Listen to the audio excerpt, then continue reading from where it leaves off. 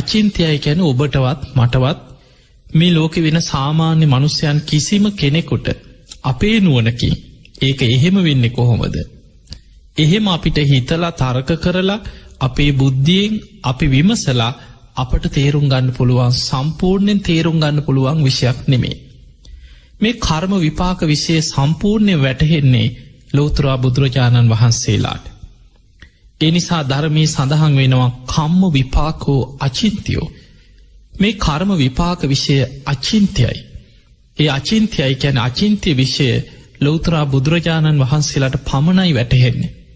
හැබැයි බුදුරජාණන් වහන්සේ අපිට මේ කර්මයේ තේරුම් ගැනීම පිණිස මේ කර්මය කියන්නේ මේකයි, මේ කර්ම සකස් වෙන්නේ මේ විදිහටයි, ඒ කර්මයන්ගේ විපාක මේ ස්වරූපයෙන් විපාක අපි කරා එනවා, ඊළඟට මරණ මංචකේ විපාක දෙන කර්ම, ඊළඟට උපතකට හේතු වෙන කර්ම, ඉපදුනාට පස්සේ සැප දුක් විපාක ලබන්න හේතු වෙන කර්ම, ඒ වගේම කෙනෙකුට ජීවිතේ අහිමි වෙන්න සමහර වෙලාවට මරණයට කර්ම විපාක හැටියට බලවත් වෙලා එන ඒ කර්මයන්ගේ ස්වරූපේ, ඊළඟට මේ සියලු කර්මයන් ප්‍රහාණය කරන ප්‍රතිපදාව බුදුරජාණන් වහන්සේ අපිට පෙන්නවා.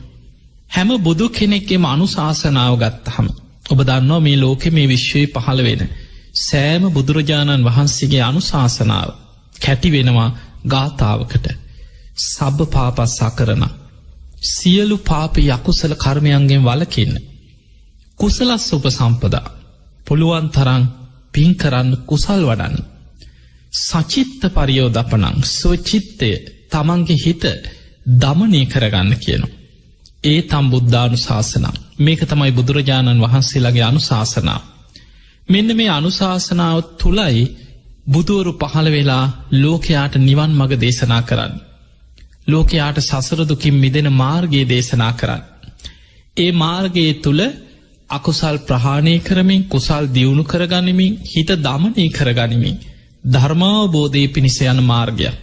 ඔබ කවුරුත් දන්නවා මාර්ගයේ කියපු ගමන් ඔබට මතක් වෙන්නේ නිවනට තියෙන මාර්ගය, ආර්ය අෂ්ටාංගික මාර්ගය නේද? පිංගතුනේ, ඒ ආර්ය අෂ්ටාංගික මාර්ගයේ බුදුරජාණන් වහන්සේ විස්තර කරනවා කම්ම නිරෝධගාමිනී ප්‍රතිපදාව හැටියට. මේ කර්මයන් නිරුද්ධ කරන මාර්ගය, මේ කර්ම නිරුද්ධ කරන ප්‍රතිපදාව තමයි ආර්ය අෂ්ටාංගික මාර්ගය. ඉස්සෙල්ලා අපි සරලව මේ කර්මය කියන්නේ මොකක්ද කියලා තේරුම් ගන්න උත්සාහයක් ගමු. තනි වචනකින්. ඒ තමයි බොහෝ වෙලාවට ඔබෙන් කවුරු හරි අහනවා මොකක්ද ඔය බුදුදහමේ කර්මය කියන්නේ? ඔය කර්මය කියලා උගන්වන්නේ මොකක්ද?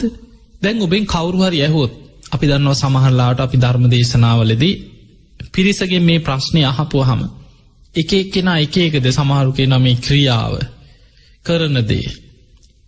එතකොට මේ වගේ එක එක වචන එනවා. බුදුරජාණන් වහන්සේ අපිට පෙන්නපු වචනයක් තියෙනවා. චේතනාහම් භික්ඛවේ කම්මං වදාමි. අන්න ඒක හොඳට මතක තියාගන්න. මහණෙනි, චේතනාව කර්මයයි කියලා. අන්න එහෙමනම් බුදුරජාණන් වහන්සේගේ බුද්ධ වචනේ තමයි චේතනාහම් භික්ඛවේ කම්මං වදාමි. මොකද්ද කර්මය කියලා කියන්නේ? චේතනාව. මහණෙනි, චේතනාව කර්මයයි. චේතයිත්වා කම්මං කරෝති කායේන වාචාය මනසා. අන චේතනා පහල කරලා කර්ම රැස් කරනවා කායේන. මේ කාය මුල් කරගෙන මේ කායික ක්‍රියාව තුළ චේතනාවක් එක්ක තමයි කර්ම රැස් වෙන්නේ. වාචාය, අපි මේ කතා කරන හැම වචනයකටම පෙර හිත ඇතුලේ කර්මයක් සකස් වෙනවා, චේතනාවක් සකස් වෙනවා. ඒකට තවත් ධර්මයේ කියනවා විතක්ක විචාර. වචන සකස් වෙන්නේ චේතනාවක් එක්ක. ඊළඟට මනසා, අපි හිතෙන් හිතනවා. ඒ හිතෙන් හිතන හැම වෙලාවකම චේතනාවක් එක්ක තමයි සිතුවිලි පහළ වෙන්නේ. අපිට තේරුම් ගන්න බැරි වුණාට චේතනාවක් එක්කයි සිතුවිලි පහළ වෙන්නේ. ඊළඟට ඔබ සරලව මේ විදිහටත් තේරුම් ගන්න බුදුරජාණන් වහන්සේ මේ කර්ම රැස් කරන ආයතන 6ක් අපිට පෙන්වනවා. ඇස, කන, නාසය, දිව, කය, මනස. ඇහැට පේන රූප ඔස්සේ චේතනා පහළ වෙන රූප සංචේතනා. කනට ඇහෙන ශබ්දය ඔස්සේ චේතනා පහළ වෙනවා, ශබ්ද සංචේතනා. නාසයට දැනෙන ගඳ සුවඳ ඔස්සේ චේතනා පහළ වෙනවා, ගන්ධ සංචේතනා. දිවට දැනෙන රසය ඔස්සේ චේතනා පහළ වෙනවා, රස සංචේතනා. කයට දැනෙන පහස ඔස්සේ චේතනා පහළ වෙනවා. පොට්ටබ්බ සංචේතන. හිතට එන සිතුවිලි ඔස්සේ චේතනා පහළ වෙනවා. මෙන්න මේ විදිහට ඇස, කන, නාසය, දිව, කය, මනස ආයතන හයෙන්ම චේතනා පහළ වෙනවා. ඒ චේතනාව කර්මය. ඒ චේතනාවට අනුව තමයි චේතයිත්වා කම්මං කරෝති කායේන. ඒ චේතනාවට අනුවයි කය ක්‍රියාත්මක වෙන. දැන් ඇහැට පේන දේකට අනුව කයින් ක්‍රියාත්මක වෙනවා. වාචාය අපි ඇහෙන් දකින දේ ඔස්සේ කතා කරනවා. මනසා හිතෙන් හිතනවා. එතකොට මේ ඇස විතරක් නෙමේ. කනට ඇහෙන දේවල් ඔස්සේ සිත කය වචනය මෙහෙවනවා. නාසයට දැනෙන දේවල් ගැන අපි කතා කරනවා. ඒ ගැන හිතනවා. ඊට අනුව ක්‍රියා කරනවා. දිවට දැනෙන දේවල් ඔස්සේ අපි කතා වෙනවා. මේක රසයි, මේක මෙහෙමයි, මොකක්ද මේ හරි රහයි. එතකොට මේ විදිහට අය දිවට දැනිච්ච දේ ඔස්සේ ඒ චේතනාව ඔස්සේ අපි තව තවත් චේතනා පහල කර කර කතා කරනවා. ඊට අනුව ක්‍රියාවනවා. ඊට අනුව හිතනවා. ඊළඟට මේ විදිහට ආයතන 6 තුල චේතනා පහළ වෙනවා. එතකොට මෙන්න මේ චේතනා පහළ කරලා රැස් කරගන්න කර්ම චේතනාවමයි කර්මය. ඒවැ විපාක විෂය බුදුරජාණන් වහන්සේ අචින්ත්‍යයි කියලා දේශනා කරාට ඒ අචින්ත්‍යදී බුදුනුවනින් වටහාගන්න අචින්ත්‍යදී අපිට අපේ නුවනට තේරුම් ගන්න බුදුරජාණන් වහන්සේ යම් යම් සරල විදිහට ඒ කර්මයන්ගේ එක එක කොටස් අපිට විස්තර කර කර පෙන්නුම් කරලා ධර්මයේ දේශනා කරලා තියෙනවා. ඒ අනුව අද අපි කතා කරන්නේ ජනක කර්ම, උපත්ථම්බක කර්ම, උපස්ථම්බක, ඊළඟට උපපීඩක, උපඝාතක කියලා මේ ධර්මයේ විස්තර වෙන මේ කර්මයන්ගේ ස්වරූප 4ක් පිළිබඳ. ජනක කියපු ගමන් ඔබට තේරෙනවා ජනක කර්මය එහෙනම් මේ උපතත් එක්ක බැඳිච්ච මොකක් හරි දෙයක් කියලා. පින්වතුනි, අපි මේ ලෝකේ සෑම සත්වයක්ම උපන්නා වූ සෑම සත්වයක්ම මැරෙනවා. ඒ මරණයේදී සත්වයා උපත කරා යන්නේ කර්මානුරූපීව. ඔබ දන්නවා පටිච්ච සමුප්පාදේ බුදුරජාණන් වහන්සේ විස්තර කරා භවපච්චයා ජාති. විපාක පිණිස කර්මයේ සකස් වෙනවද? ඒ කර්මයට අනුව තමයි උපදින්නේ. භවයට අනුවයි උපදින්නේ. වෙන හේතුවක් නිසා උපදිනව නෙමෙයි. භවපච්චයා ජාති.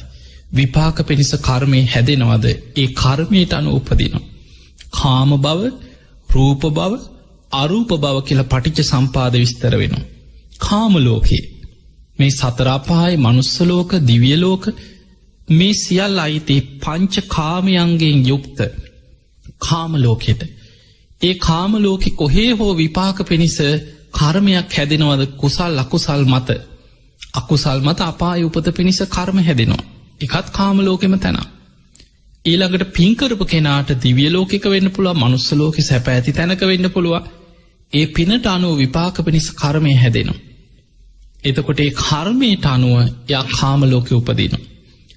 ඊළඟට යම් කිසි කෙනෙක් ධ්‍යාන වඩලා භාවනා කරලා ඒ සමාධිය දියුණු කරලා නම් ඒ ධ්‍යානයන්ට අනුව රූපී බ්‍රහ්ම ලෝකවල විපාක පිණිස කර්ම හැදෙනවා. පළවෙනි, දෙවෙනි, තුන්වෙනි, හතරවෙනි කියන රූප ධ්‍යාන වඩපු කෙනා රූපී බ්‍රහ්ම ලෝකයක උපත පිණිස භවය හැදෙනවා. ඊට අනුව එහි උපදිනවා. ඊළඟට යම් කිසි කෙනෙක් අරූප ධ්‍යාන වඩලන ආකාසානංචායතන, විඤ්ඤාණංචායතන, ආකින්චඤ්ඤායතන, නේව සංඥානා සංඥායතන මේ අරූප ධ්‍යාන යම් කිසි කෙනෙක් වඩලා නම් එයාට අරූප භවය විපාක පිණිස කර්ම හැදිලා තියෙන. එයා මරණින් මත්තේ ඒ අරූප ලෝකයක උපදිනවා. එහෙමනම් අපිට පේනවා කෙනෙක් උපදින්නේ තමන්ගේ කැමැත්තෙන් උපදිනව නෙමෙයි. කැමැත්තෙන් උපදිනවා නම් මේ ලෝකේ කවුරුත් කැමති නෑ නිරේ යන්න. ඔබ අහලා බලන්න කවුරුත් කැමතිද කියලා අපාය යන්න? කොච්චර පව්කම් කරත්, කොච්චර මිනිස්සු අපරාධ කරත් අපාය යන්න කැමති නෑ කවුරුත්. තිරිසන් ලෝකේ උපදින්න, ප්‍රේතෙක් වෙලා උපදින්න කවුරුත් කැමති නෑ. හැමෝම කැමති සැප ඇති තැනක බොහොම ලස්සනට, බොහොම ධනවත්ව, බොහෝ සැප සම්පත් ඇතුව හැමෝම ප්‍රාර්ථනා කරන්නේ ඒක. හැබැයි ප්‍රාර්ථනා කරපු පමණින් ලැබෙනව නෙමෙයි. අපේ කැමැත්තට අනුව උපදිනවත් නෙමෙයි. එහෙමනම් කෙනෙක් උපදින්නේ විපාක පිණිස රැස්වෙන කර්මයක් නිසා. කර්මයෙන් තමයි උප්පත්තිය ලබලා දෙන්නේ. අන්නේ උපතට හේතු වෙන ඒ කර්මය බුදුරජාන් වහන්සේ පෙන්නනවා ජනක කර්මය. ඒ ජනක කර්මයෙන් උපතකට හේතු වෙනවා. ඒ උපත බුදුහාමුදුරුවෝ පෙන්නනවා කර්මයට අනුව එක්ක මව් කුසක උපතක් වෙන්න පුළුවන්. එහෙම නැත්නම් බිත්තර ඇතුලේ දැන් බලන්න නොයෙක් සත්තු කුකුල් පැටව නොයෙක් කුරුළු පැටව බිත්තර ඇතුලෙන් උපදිනවා.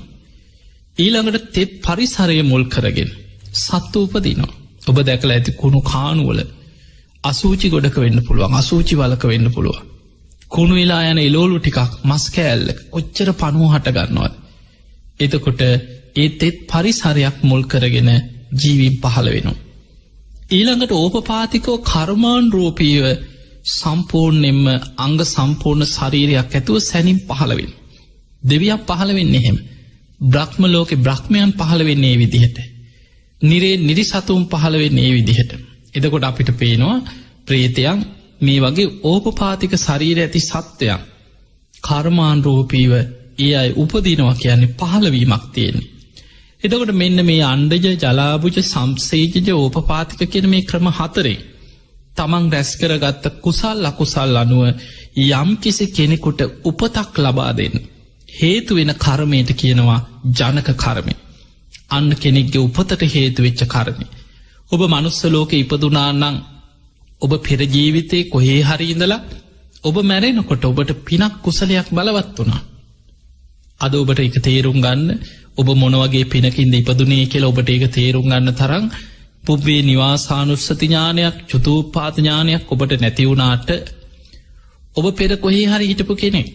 අපි දන්නේ කොහේ ඉඳන් ආවද කියලා. සමහරට අපායේ ඉඳන් ආවද, දිව්‍ය ලෝකේ ඉඳන් ආවද? ඒක අද අපිට තේරුම් ගන්න පුළුවන් කමක් නැහැ.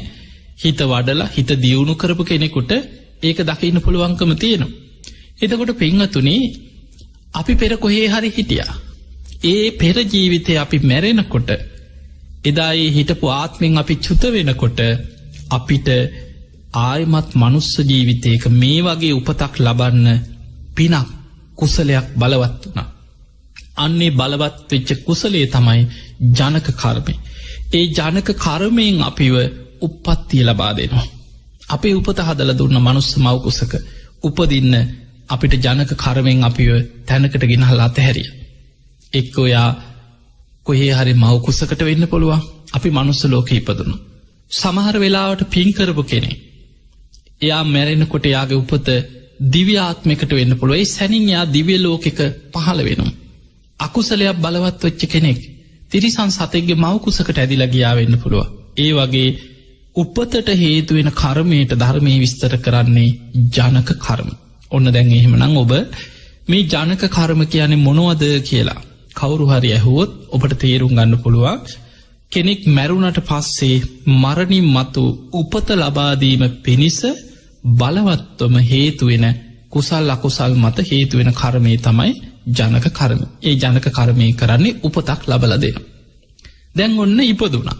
දැන් අපි හිතමු ජනක කර්මයෙන් කරන්නේ උපතකට අරගෙන යෑම, උපතක් ලබලා දීම.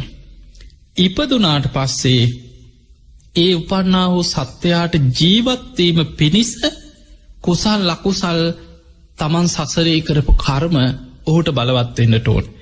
අන්න ඒ කෙනාට ජීවත් වීම පිණිස තමන් රැස් කරගත්ත කර්ම බලවේගවලින් ඒ ජීවිතයේ ආත්මය තුල ලබලා දෙන්නේ උපස්තම්භක කියන කර්මය තුලින්.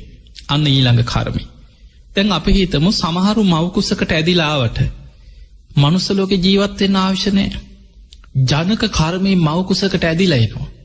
හැබැයි මව් කුසේ වැඩිගෙන යනකොට මව් කුසේදීම මැරිලා කොහේ හරි එක්ක අපායකට වැටෙනවා වෙන්න පුළුවන්. එයාට මිනිස්සෙක් හැටියට ජීවත් වෙන්න තරම් ඒ පින බලවත් මදි. උපතකට ඇදිලා ආවට ජීවත් වෙන්න අවශ්‍ය නැහැ. සමහර දරුවෝ උපදිනකොට මැරෙනවා. අම්මලා කිරි දීදී ඉන්නකොට දරුවෝ ඩොක්කුවේ පණ යන දරුවෝ ඉන්නවා. පුංචි කාලේ සෙල්ලම් කරන වයසේ මැරෙනවා. එතකොට මේ වගේ උපතකට හේතු වුණා. මනුස්ස මැරෙන මංචකේ මරණ වෙලාවේ පිනක් බලවත් වෙලා ජනක කර්මයෙන් මනුස්ස ලෝකෙට අරගෙන ආවා. හැබැයි එයා මනුස්ස ලෝකේ උපද්දවන්න ඒ මනුස්ස මව් කුසකට යාව ගෙනාවට ඒ කෙනාට මනුස්ස ලෝකේ ජීවත් වෙන්න තරම් උපස්තම්භක කර්ම බලවත් නැහැ. ඒ නිසා ඒ කෙනා එතනින් චුත වෙලා යනවා. මැරිලා කොහේ හරි කර්මානුරූපී තමන්ගේ කර්මයට අනුව කොහේ හරි තැනක උපදිනවා. අන්න ඒ නිසා ජනක කර්මයෙන් උපතක් ලබා දීපු කෙනාට ජීවත් වීම පිණිස තමන්ට උපකාර වෙන කුසල් අකුසල් ඒ කර්ම සකස් කරලා දෙන කර්මය ටිකට තමයි උපස්තම්භක කර්මය කියලා කියත්. ඒක සමහරලාට අකුසලයක් වෙන්න පුළුව. සමහරු මනුස්ස ජීවිතවල දැක්කට පස්සේ ඔබට හිතෙනවා ඇති සමහරයි මිහිපිට අපායවල් වගේ. එදා වේලා හම්බ කරගන්න පුළුවන්කමක් නෑ. මොන දේ කරත් කොච්චර හොඳට ජීවත් වෙන්න හැදුවත් මොනවා හරි කරදර ගොඩක්. සමහර රටවල ඔබ දැකලා ඇති මිනිස්සු අප්‍රිකාන් රටවල් කන්න නැතුව අන්ත දුක් විඳින අය ඉන්නවා. පසුගිය දිනවල අන්තර්ජාලයේ මිනිස්සුන්ට දැකගන්න ලැබුණා අප්‍රිකාවේ සමහර රටවල් මැටි වලින් ඒ මැටි වේලලා ඒවා අර පුංචි පෙනේර වලින් වගේ පිටි වගේ ඒ මැටි ටික පෙරලා අරගෙන බිස්කට් වගේ හදලා අවුවේ තියලා ඒ මැටි කනවා. එතකොට බලන්න මිනිස්සුන්ට කන්න දෙයක් නැති වෙනකොට අර පොළොවේ තියෙන මැටි ටික හරි වේලලා නිකම් බිස්කට් එකක් වගේ හදාගෙන ඒ මැටි කනවා. මැටි රොටි මැටි බිස්කට් මේ මැටි වලින් කාල ජීවත් වෙන මිනිස්සු ඉන්නවා. ඒ නිසා සමහර අයට කර්මයෙන් සමහර අය ඉන්නවා ඒ ජීවිතය තුළ මොකක් හෝ හේතුව හිතාගන්න බැරි විදිහට ජීවිතය ආයුෂ අවසන් වෙලා යනවා. මොකක් හෝ ඒ ආයුෂ අවසන් වෙන කර්මයක් ඒ ජීවිතයේ දෙනවා. අන්නේ නිසා කෙනෙකුට ජීවත්වීම පිණිස ඉපදිච්ච කෙනෙකුට ජීවත්වීම පිණිස ඒ කෙනාගේ ආවිෂ ගෙවා ගැනීම පිණිස ඒ තමන්ට උපකාර කරන්නාව පුුණ්්‍ය පාප කර්මයන් උපස්තම්භක කර්ම හැටියට ධර්මය විස්තර වෙනවා. ඊළඟට පිංහතුනේ තවත් කර්මයක් බුදුරජාණන් වහන්සේ පෙන්නනවා ඒ තමයි උපපීඩක කර්මය. උපපීඩක කර්මය කියන්නේ ජනක කර්මයෙන් උපද්දෝපු කෙනාට විටිං විට නොයේ ක්‍රෝග පීඩාවලින් පීඩාවල් ඇති කරනවා. සතුරු උපද්‍රවලින් පීඩාවල් ඇති වෙනවා. සමහර වෙලාවට ධනහානි ගින්නෙන් වෙන්න පුළුවන් ජලයෙන් වෙන්න පුළුවන් සුළඟෙන් ඒ වගේ නොයෙක් විපත්වලට හෝ ගොදුරු වෙනවා. ඊළඟට සමහරලාවට රජවරුන්ගේ දඩුවන් ලබන්න සමහරලාට බොරු කේලමක් වෙන්න පුළුවන් නොකළ වැරැද්දක් වෙන්න පුළුවන් රාජකයේ දඩුවන් වලට ලක් වෙනවා. ඊළඟට සොර සතුරන්ගෙන් හානි තමන් දුක් මහන්සේලා හම්බ කර ගත්ත දේවෙන්න පුළුවන්. කොච්චර හොඳට ජීවත්වෙන්න හැදුවත් මොනවාහරි කරදර. එතකොට මේ වගේ ජීවිතය තුළ විශාල පීඩාවල් ගෙනත් දෙන කර්ම ඒවට කියනවා උපපීඩක කර්ම කියල්. ඒවා සසරී කරපු දේවල්. මතකතියාගන්න දැම් මේවා කියනකොට ඔබට හිතෙනව ඇති හයෝ අපිටත් ඉතින් ඔය වගේ තමයි කියල. හැබැයි මේ කර්මවල ස්වභාව මේ කවුරුත් කරපු කර්ම කවුරුත් අරගෙන යනවා නෙවෙයි. අන්නේක ඔබ හොඳට මතකතියාගන්නට ඕන. බුදුරජාණන් වහන්සේ අපිට පැහැදිලිව පෙන්නවා ධර්මය තුළ කම්මස්සකෝමහි කම්ම දායාදෝ කම්ම යෝනී කම්ම බන්ධූ කම්ම පටිසරනෝ යංකම්මං කරිස්සාමි කල්්‍යානංවා පාපකංවා තස්ස දායාදෝ. මේ ලෝකෙ සත්වයා කර්මය ස්වකීය කරගෙනයි උපදින්නේ. කර්මය දායාද කරගෙනයි මේ සසරේ ගමන් කරන්න. කම්ම බන්ධු කර්මය තමයි තමන්ගේ එකම ඥාතිය කර්මය තමයි තමන්ගේ එකම නෑය. තමන් යම් පිනක් පවක් කරගත්තොත් ඒක විපාක තමන් කරයනවා. අන්නේ නිසා හැම වෙලායම හිතන්න අපිම කරගත්ත දේවල් අපි අරගෙන යනවා. ඔබ දුක්විදිනවනං ඒ ඔබම සසරේ වපුරපු දේවල්. ඔබ සැපවිදිනවනං ඔබ සසරේ වපුරපු දේවල්. ඔබ සසර පින් කරපු කෙනෙ. ඒ පිනේ විපාක සසරේ ඔබ කරයනවා. ඔබ සසරේ අකුසල් කරානං ඒ අකුසල විපාකත් ඔබට මයි සසර ගෙවාගෙන යන්න වෙන්න. බුදුරජාණන් වහන්සේ බොහොම ලස්සනට අපිට පෙන්වා යාදි සංවපතේ බීයම් තාදි සංහරතය පල. අපි යමක් වපුරනවද වපුරණ දේමයි අපිට අස්වැන්න ලැබෙන. දැම් බලන්න වී වපුරණ කෙනාට තල ලැබෙන්නේ. එයා වී වැපිරිවනම් වී අස්වැන්න නිලාගන්න. තලවපුරපු කෙනා තල අස්වැන්න නිලාගන්න. මුං වපුරපු කෙනා මුං අස්වැන්න නිලාගන්න. ඒ වගේ තම තමන් වපුරපු දේවල් තම තමන් අස්වැන්න නිලාගන්න. අපි සසරේ වපුරපු දේවල් අද අපි අස්වැන්න නිලාගන්න. ඔබට බොහෝ වෙලාවට මිනිස්සුන් එක කතා කරනකොට සමාජ ජීවත්වෙනකොට නිතර අහන්න ලැබෙන දේවල් තියෙනවා. මොනවදේ අපි මේ කරපු කර්ම මේවා දකින්න අපිට ජීවත්වෙන්න සිද්ධ වනාන්නේ මැරිලවත් යන්නේ නෑ කියලා සමහරු එහෙමත් කියනවා. මොකක්ද අපි මේ කරපු කර්ම කියලා මිනිස්සු තමන්ට ප්‍රශ්න කරදර එනකොට සමහර ඔළුවේ අත් ගහ ගන්න. පපුවට ගහ ගන්නවා, විලාප දෙනවා. මතක තියාගන්න මේ කවුරුත් කරපු කර්ම කවුරුවත් අරගෙන යනවා නෙමෙයි. තමන්ම සසරේ වපුරපු දේවල් මේ තමන් කරා විටින් විට එන්නේ. ඒ නිසා උපපීඩක කර්ම හැටියට ජනක කර්මයෙන් උපද්දෝපු කෙනා උපස්තම්භක කර්මයෙන් කරන්න ජීවත්වීම ලබා දෙනවා, ආයුෂ ලබලා දෙනවා. එයා කුසල් අකුසල් මස සසරේ ඒ ඉපදී ආත්මය තුළ අරගෙන යනවා. ඒ අරගෙන යන ආත්මය තුළ උපපීඩක කර්මය කියන්නේ විටින් විට තමන් සසරේ වපුරපු දේවල් බලවත් වෙනවා. සමහර වෙලාවට අද රජකම ඉන්න කෙනා වෙන්න පුළුවන්. තමන් සසරි කරපු උපපීඩක කර්මයක් හැටියට අකුසලයක් බලවත් වෙනකොට එක රැයි මහපාරට ඇදගෙන වැටෙන්ට පුළුවන්. ඔබ දැකලා ඇති සමහර වෙලාවට රජකං කරගෙන ඉන්න අය එක රැයින් ඒ සියල්ල නැති වෙලා යනවා. කොසල් රජ්ජුරුව දඹදිව හිටපු ප්‍රබලම පාලකයා. අපේ බුදුරජාණන් වහන්සේ වැඩ සිටිද්දී දඹදිව පාලනය වුණේ 12 මහා ජනපද හැටියට.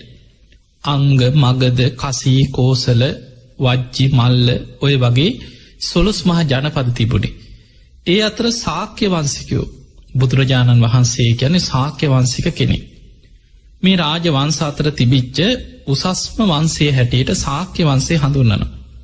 හැබැයි ශාක්‍ය වංශිකයන් පවා කොසල් රජතුමාට අයබදු ගෙවීමක් සිදු කරා කියලා සඳහන් වෙන. එතකොට අපිට පේනවා ඒ ශාක්‍ය ජනපද පවා මේ කොසල් රජ්ජුරුවන්ට යම් යටහත් පක්ෂපාතී බවක් දැක්වුව. ඒකට හේතුව කොසල් රජ්ජුරුව ඒ තරම් බලවත්, ඒ තරම් බල සම්පන්න. හැබැයි මේ කොච්චර බල සම්පන්න වනත් කොසල් රජ්ජුරුව මැරුණේ කාත් කවුරුත් නැතු අම්බලමක. හැබැයි ඒකට හේතුවෙච්ච කර්ම විපාකයකුත් තියෙනවා. මේකත් ඔබ තේරුම් ගන්නට ඕන.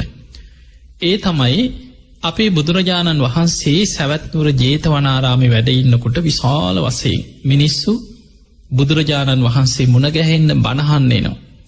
මේ සැවැත්නුවර ආශ්‍රිතව නිගන්ටයන්ගේ නිගන්ටාරාම් තිබ්බා. ඊළඟට සංජේ බෙල්ලට්ටි පුතා අජිත කේසකම්බලි කකුද කච්චායන මක්කලි ගෝසාල ඔය වගේ ශාස්ත්‍රෝරු කියාගත්ත බොහෝ පිරිසක් ඒ ප්‍රදේශවල ජීවත් වුණ. එතකොට මෙන්න මේ අය අතරේ එදා බුදුරජාණන් වහන්සේට අනාථ පිණ්ඩික සිටුතුමා 54 කෝටියක් වේදන් කරලා මේ සැවැත්නුවර තිබ්බ බොහොම රමණීය භූමි භාගයක්. ඒ ඉඩමත් එදා අයිති වෙලා තිබේ කොසල් රජතුමාගේ පුතා ජේත කුමාරයට. ඔබ අහලා තියෙනවා 18 කෝටියක් අහවනු මේ ඉඩම අතුරල තමයි ජේතවනේ හදන්න ඉඩම මිලදීලා ගත්තේ. තවත් 18 කෝටියක් වියදම් කරලා කුටි සෙනසුන් හැදුවා. අංග සම්පූර්ණ ආරාමයක් හැදුවා. තවත් 18 කෝටියක් වියදම් කරලා ඒ ආරාමේ සංඝසතු කරලා පූජා කරා. ඔබ අහලා තියෙන්නේ 54 කෝටියක් වියදම් කරා කියලා. එතකොට ඒ විදිහට විශාල මුදලක් වියදම් කරලා ජේතවනේ හදලා ආරාම පූජාවක් හැටියට මේ ආරාමේ සංඝසතු කරලා පූජා කරා. බුදුරජාණන් වහන්සේ බුදු වෙලා වැඩ සිටි අවුරුදු 45ක කාලයක්. උන්වහන්සේ මේ වැඩ සිටි අවුරුදු 45න් වස් කාල 19ක් වැඩ සිටියේ සවැත් නුවර ජේතවනාරාමේ. වස් කාල 6ක් වැඩ සිටියා සවැත් නුවරම විසාකාව හදලා පූජා කරපු පූර්වාරාම ආරාමේ. එනිසා සවැත් නුවර පමණක් අවුරුදු 25ක් අවුරුදු 45ක් වැඩ සිටියේ බුදු වෙලා වැඩ සිටියේ බුදුරජාණන් වහන්සේ. උන්වහන්සේගේ සම්පූර්ණ ආයු කාලය අවුරුදු 80යි. එයින් බුද්ධත්වයට පත් වෙලා අවුරුදු 45ක් වැඩ සිටියා. ඒ අවුරුදු 45න් අවුරුදු 25ක්ම සවැත් නුවර මුල් කරගෙනයි වැඩ සිටියේ. බුදුරජාණන් වහන්සේ වැඩිම කාලයක් වැඩ සිටි ආරාමේ සවැත් නුවර ජේතවනාරාමේ. ඒ නිසා සවැත් නුවර විශාල පිරිසකට බණ අහන්න, නිතර බුදුන් දකින්න, ධර්මය අවබෝධ කරගන්න භාග්‍ය වාසනාව ලැබුණා. නිතර දවසකට 100,000 ගණන් දම්සභා මණ්ඩපයට බණ අහන්න මිනිස්සු එකතු වෙනවා. යනවා. අපිට උදව් කරපු මිනිස්සු, අපි ගැන පැහැදිලා හිටපු මිනිස්සු අන්න දැන් ජේතවනාරාමයට නිතර යනවා. දැන් අපිට දාන දෙන්නෙත් නෑ, අපිට උදව් කරන්නෙත් නෑ, අපිට සිව්පසින් අපෝපස්ථානත් අඩු වෙලා. මේකට මොකක් හරි උපක්‍රමයක් යොදන්න ඕන කියලා නොයෙක් විදිහේ උපක්‍රම සැලසුම් කරා. ඔබ දන්නවා ඒ කාලේ බුදුරජාණන් වහන්සේට ඔය යන්න තීර්ථකයෝ කොච්චරනම් නොයෙක් හිරිහැර පීඩා සිදු කරන්න සැලසුම් හැදුවද. සුන්දරී පරිබ්‍රාජිකාව මරලා මලකුණ ගෙනහලා ජේතවනේ පසුපස පරවෙච්ච මල්දාන තැනක හංගලා නින්දා අපහස කෙරෙව්වා. නොයෙක් විදිහේ බුදුරජාණන් වහන්සේ ඇතුළු සංඝයාට නින්දා අපහස කරන්න සැලසුම් කරා. ඔය අතරේ නිගණ්ඨ නාථපුත්ත කැමති වුණේ මේ බුදුරජාණන් වහන්සේගේ තියෙන ගුණයක් නිසා, උන්වහන්සේගේ අවබෝධය නිසා, උන්වහන්සේගේ අනුත්තරෝ පුරිස ධම්ම සාරථී කියන ගුණය නිසාය මේ මිනිස්සු ගිහිල්ලා බණහලා එතනට පහදින්න කියලා ඒක පිළිගන්න කැමති වුණේ. නිගණ්ඨ නාථපුත්ත තමන්ගේ දායකයන්ට කියා සිටියා, ඔය මේ ශ්‍රමණ බවත් ගෞතමයන්ගේ තියෙන මේ මිනිස්සු එකතු වෙන ලක්ෂණයක් නෙමෙයි කියෝ. උන්වහන්සේගේ ආකර්ෂණයක් නිසා මිනිස්සු උතන්ට යනවා නෙමෙයි කියෝ. ඔය ඉඩමේ තියෙන බලයක් මිනිස්සු ආකර්ෂණය කරලා ගන්න ආකර්ෂණ ශක්තියක් ඔය ජේතවන ඉඩමේ තියෙනවා කියෝ.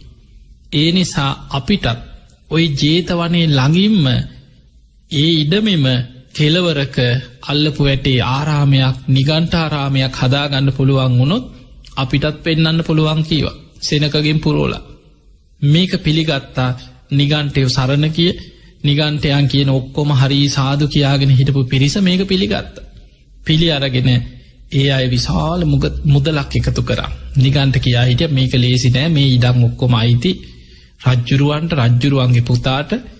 අපි ඉඩමේ වටිනාකමට වැඩිය ඔය ඉඩමත් අරන් දීලා තියෙන රන් කහවණු අතුරලා අපි ඊට වඩා විශාල මුදලක් එකතු කරලා දුන්නොත් රජ්ජුරුවක නොදෙන්නේ නැහැ කියෝ. ඒ වෙලාවේ නිගණ්ඨයෝ ඉඩමේ වටිනාකමට වඩා විශාල මුදලක් එකතු කරගෙන කොසල් රජ්ජුරුව මුණ ගැහෙන්න ගිහිල්ලා රජතුමාට මේ විශාල මුදල තෑග්ගක් හැටියට දීලා ජේතවනේ අසලින්ම ඉඩම් කෑල්ලක් ඉල්ලගත්තා. සල්ලි වලට කෑදර බලන්න මේ රජවරු කියන්නේ කන්න බොන්න නැති හිඟන්නොද.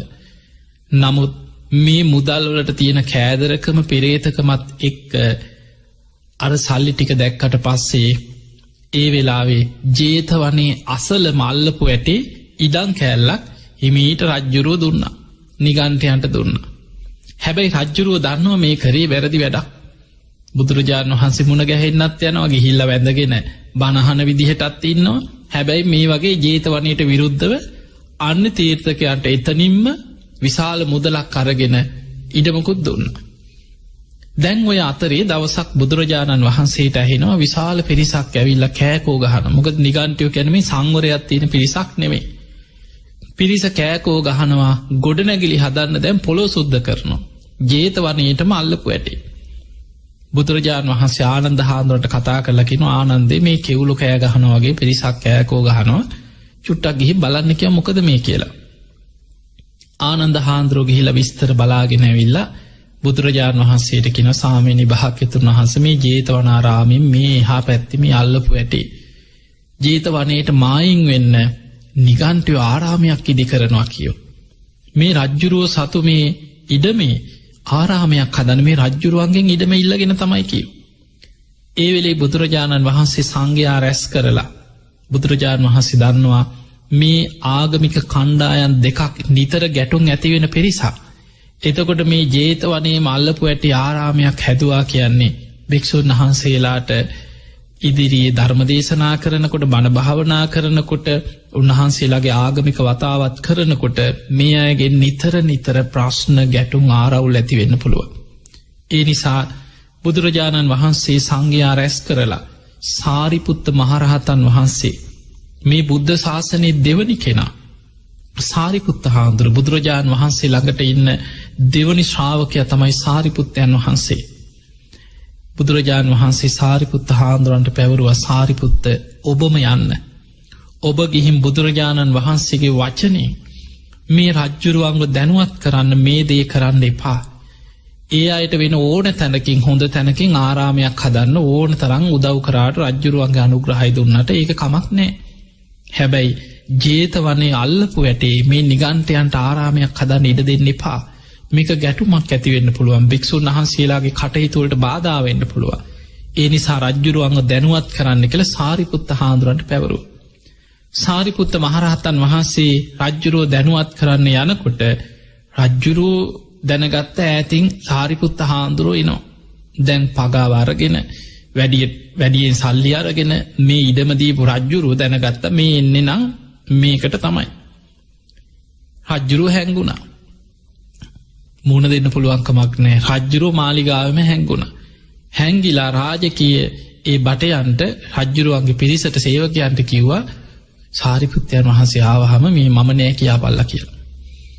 සාරිපුත්ත මහරහතන් වහන්සේට දැන් රජ්ජුරුව හැංගිලා බොරුවක් කිව්වා සාමීනි රජ්ජුරුව මේ හදිසි කටයුත්තකට ගිහිල්ලා මාලිගාවෙන් නැතේ කිව්වා. සාරිපුත්ත හාමුදුරුවෝ ටික වෙලාවක් වැඩ සිටියා. දැන් රජ්ජුරුව සාරිපුත්ත හාමුදුරුවන්ට පේනවා දිවස් නැති අය නෙමෙයි. නමුත් රජ්ජුරුව හැංගිලා දැන් හිටියා දැනගත්තා රජ්ජුරුවන්ටත් එළියට ඒ ගන්න විදිහක් නෑ කමක් නෑ මං ආයෙ එන්නම් කියලා සාරිපුත්ත මහරහතන් වහන්සේ ආපහු ගියා. දැන් ඔන්න පළවෙනි දවසේ සාරිපුත්ත මහරහතන් වහන්සේව වෙහෙසෙව්වා. සාරිපුත්ත හාමුදුරුවෝ දෙවනි දවසෙත් මාලිගාවට මේ පණවිඩය අරගෙන ගියා. දෙවනි දවසෙත් රජ්ජුරුව අන්න එනවා කියලා ඈතින් දැකලා පණවිඩයාව රජා හැංගුණා. සාරිපුත්ත මහරහතන් වහන්සේ දෙවනි දවසෙත් බොහෝ වෙලාවක් වැඩ ඉඳලා ආපහු ගියා. තුන්වෙනි දවසෙත් ඒ වගේමයි. දින 3ක් සාරිපුත්ත මහරහතන් වහන්සේ රජ්ජුරුවන් හමු එන්න මේ පණවිඩය අරගෙන ගියා. රජතුමා මන් නෑ කියාපල්ලා කියලා රජ්ජුරුව හැංගුණා. එතකොට බලන්න මේ බුදුරජාණන් වහන්සේ සංඝයා රැස් කරලා මේ බුද්ධ ශාසනයේ දෙවනි ශ්‍රාවකයා සාරිපුත්ත මහරහතන් වහන්සේ අසංකේයකොත් කල්ප ලක්ෂයක් පාරමී පුරපු ප්‍රඥාවන්තයන්ගෙන් අගතැන්පත් ධර්ම සේනාධිපතීන් වහන්සේ තමයි රජ්ජුරුවන් ළඟට ගියේ මේ පණවිඩේ දැනුම් දෙන්න. ඒ වෙලේ රජ්ජුරුව හැංගුණා. දැන සාරිපුත්ත මහරහතන් වහන්සේ වෙහෙසට පත් කරා. එදා හවස් වරුවේ මේ කාරණය ගැන බුදුරජාණන් වහන්සේගෙන් විමසද්දී බුදුරජාණන් වහන්සේ වදාළ මහණෙනි රජතුමා කරගත්තේ විශාල අකුසලයක්.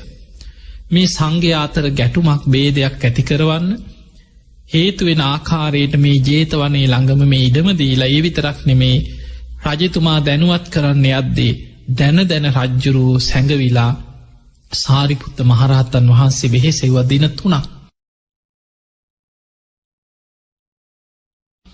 අම්බලමක මිය යන්න වෙනවා කිව්. එතකොට අපිට පේනවා රජ්ජුරුව මොන තරං සේවකයෝ පිරිවරාගෙන රාජකීය පිරිස දඹදිව 12 මහා ජනපද අතර ප්‍රබලම රාජ්‍ය පාලකයා.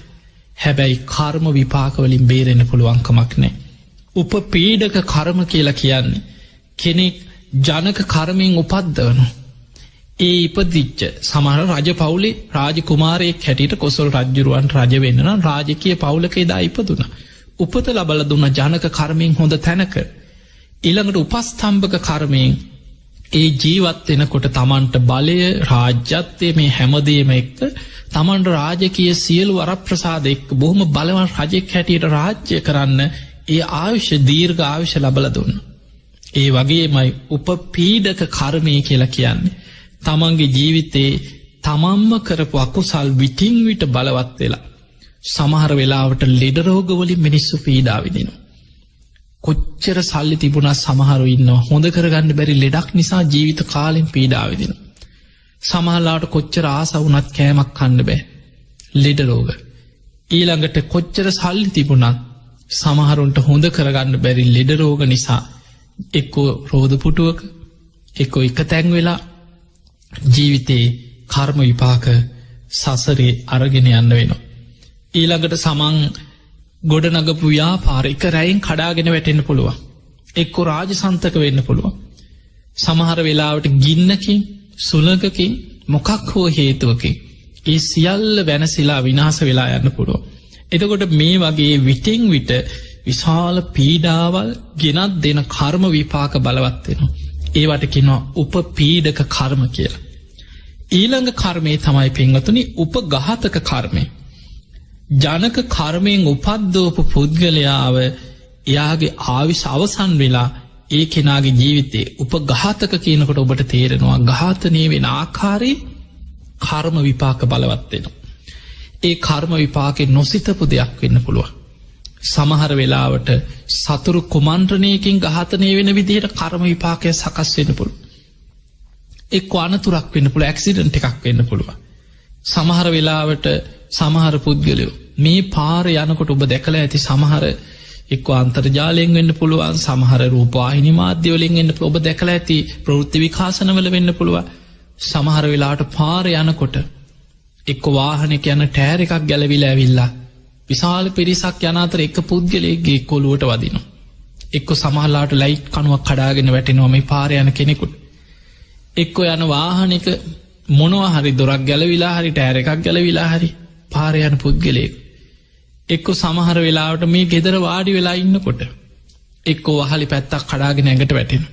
එතකොට මේ වගේ මොකක් හෝ ඒ කර්ම විපාකයක් මුල් වෙලා තමන්ගේ ජීවිතේ අවසන් වෙන විදිහට ඒ කර්මය සකස් වෙලා එනවා.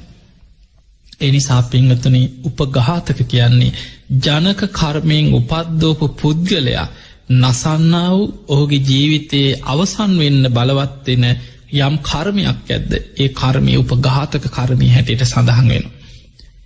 දැන් බලන්න ඔබ අහලා ඇති අර ආයු වඩන කුමාරයා ගැන. මනුස්ස ලෝකේ ඉපදෙන්න ජනක කර්මයකින් දරුවෝ නැතුව කාලයක් හිටපු අම්මා තාත්තට ජීවිතයට සතුටක් ලබා දීපු පුංචි දරුවෙක් ඉපදුණා, පුතෙක්. බොහෝම ආදරෙන් මේ පුතාව හදා වඩා ගත්තා. දරුවා ඇවිදින වයස වෙනකොට තමන් බොහොම විශ්වාස කරගෙන හිටපු හිත දකින අනාගතයේ පේන ඉසිවරයන් වහන්සේ නමක්, තාපසයන් වහන්සේ නමක් ළඟට දරුවා ආශිර්වාද කරගන්න අරගෙන ගියේ. මේ ඉසිවරයා දරුවා දැකපු වෙලාවෙම දරුවාට වන්දනකොට නිහඬව හිටිය. අම්මා තාත්තට විතරක් ආශිර්වාද කරා. ඒ වෙලේ අම්මා තාත්තා අහනවා, අනේ අපේ පුතාට ආශිර්වාදයක් කරන්න. ඇයි මේ පුතාට ආශිර්වාද නොකරන්නේ? ඔහු අනාගතේ බල්ලා කියන මේ දරුවට ආයුෂ නැහැ. තව දින 7කින් මිය යනවා. අම්මා තාත්තා අඬන්න වැළපෙන්න පටන් ගත්තා. අනේ අපේ දරුවා බේරලා දෙන්න. ඒ වෙලාවේ අනාගතේ දකින මේ ඊශ්වරයන් වහන්සේ කියනවා, මට වෙන දේ පේනවා. ඒක මට වළක්වන්න ක්‍රමයක් මට පේන්නේ නැහැ කිව්වා. හැබැයි සවැත් නුවර ජේතවනේ අන්න බුදු කෙනෙක් පහළ වෙලා. උන්වහන්සේ මහා බල සම්පන්න කෙනෙක්. උන්වහන්සේ ළඟට මේ දරුවා අරගෙන යන්න. අම්මා තාත්තා දරුවා වඩාගෙන දුවගෙන අඬ අඬා දරුවා වඩාගෙන ආවා. බුදුරජාණන් වහන්සේ ළඟට ඇවිල්ලා දෙමව්පියෝ දෙන්නම බුදුරජාණන් වහන්සේට වන්දනා කරද්දී බුදුරජාණන් වහන්සේත් අර විදිහටම ආශිර්වාදයක් කළා. දීඝායුකෝ භවන්ති. ඒ අම්මා තාත්තට පුතේ වඳින්න කියලා ඒ පුංචි පුතා බුදුරජාණන් වහන්සේට වැන්දෙව්වා. බුදුරජාණන් වහන්සේ නිහඬවම හිටියා.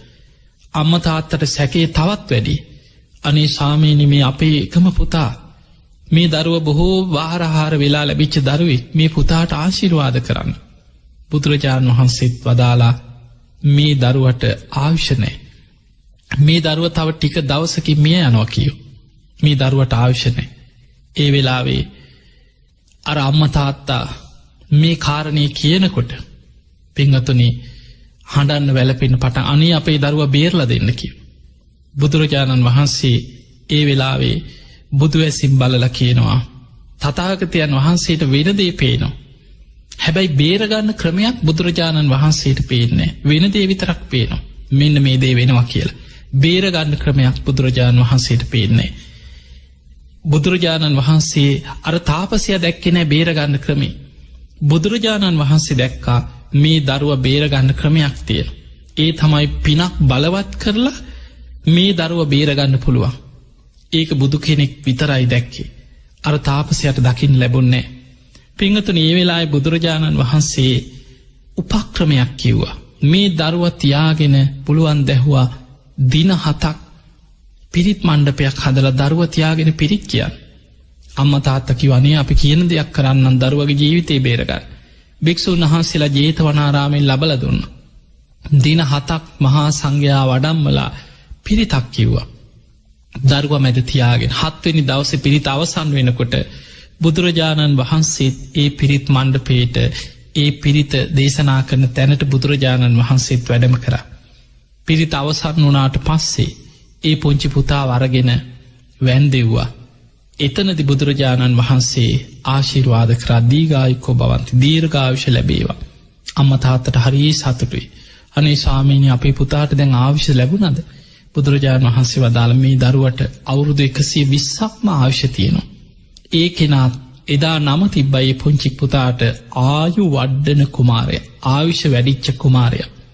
මේ ආයු වඩ්ඩන කුමාරයා තරුණ වයසේ එනකොට අද අපි වඳිනකොට කියන ගාථාවක් තියෙනවා. අභිවාදන සීලිස්ස නිච්ඡං වද්ධා ප්‍රචායිනෝ චත්තාරෝ ධම්මා වඩ්ඩන්ති ආයුවන්නෝ සුකම් බලං කියන මේ ගාථා. මෙන්න මේ ගාථාවෙන් බණහලා මේ ආයු වඩ්ඩන කුමාරයා තරුණ වයසේදී සෝවාන් ඵලයට පත් වුණා. ඒ නිසා පින්වත්නි අපිට පේනවා සෝවාන් වෙන්න පින තිබ්බ අවුරුදු 120ක් ආයුෂ තිබිච්ච කෙනෙකුටත් ජීවිතේ උපත්ම්බක කර්මයක් බලවත් වේගෙන ආවා. ආයුෂ අවසන් වෙන කර්මයක් බලවත් වුණා. පෙර සසරේ කරපු කර්ම විපාකයක් මතුවුණා. හැබැයි බුදු කෙනෙකුගේ බුදු නුවණින් ඒ උපස්තම්භක කර්මයේ යටපත් කරලා පිනක් බලවත් කරලා ඒ කර්ම විපාකෙ මග හැරගත්තා. ඒ නිසා මතක තියාගන්න පින කියන එක හරීම බලවත්. මාරක පන්න ගන්න පුළුවන් පිනේ. මාරක කියන්නේ පෙර සසරේ කරපු අකුසල විපාක බලවත් වෙලා කෙනෙකුට ඝාතනය වෙන්න උපඝාතක කර්මයක් වෙන්න පුළුවන්. උපපීඩක කර්මයක් හැටියට නොයේ රෝග පීඩා කරදර විපත් හානි එක දිගට තමන්ගේ ජීවිතේ විපත් ගලාගෙන ඉන්න පුළුවන්. හැබැයි ඒ එන කරදර විපත් කෙනෙක්ගේ ජීවිතේ මගහැරෝ ගන්න පුළුවන්. ඒ මගහැර ගන්න පුළුවන්කම තියෙන්නේ පින් කරලා පින බලවත් කරලා. ඒ නිසා පුළුවන් තරම් පින් කරන්න කුසල් වඩන්න. ඉතින් ඔබට අද මේ සෙනසුරාදා දවසේ උතුම් ධර්මානුශාසනාවෙන් සිරස දම්සක් නද ධර්මානුශාසනාවෙන් අද අපි කතා කරන්නට යෙදුනේ ජනක කර්මය, උපස්තම්භක කර්මය, උපපීඩක කර්මය, උපඝාතක කර්මය කියන මේ කර්මයන්ගේ ඒ ස්වරූපය පිළිබඳ ඔබට යම් ධර්මානුකූල දැනුමක් ඇති කර ගැනීම පිණිස. ඉතින් ඒ නිසා ඔබ මේ ධර්ම ශ්‍රවණයෙන් රැස් කරගත්ත සියලු පින ඔබ හැම දිනාටම අකුසල් ප්‍රහාණය කරමින් කුසල් දියුණු කරගනිමින් පින් රැස් කරගනිමින් ධර්මාවබෝධය පිණිසම මේ දහම් දැනුම ඔබ හැම දිනාටම ආශිර්වාදයක් වේවා කියලා අපි ඔබට ආශිර්වාද ප්‍රාර්ථනා කරනවා. ආකාසට්ඨා ච බුම්මට්ඨා දේවා නාග මහිද්దికා පුඤ්ඤන්තං අනුමෝදිත්වා චිරන් රක්ඛන්තු ලෝක සාසනං. ආකාසට්ඨා ච බුම්මට්ඨා දේවා නාග මහිද්దికා පුඤ්ඤන්තං අනුමෝදිත්වා චිරන් රක්ඛන්තු දේශනං. ආකාසට්ඨා ච බුම්මට්ඨා දේවා නාග මහිද්దికා පුඤ්ඤන්තං අනුමෝදිත්වා චිරන් රක්ඛන්තු ත්වං සදා. හැම දින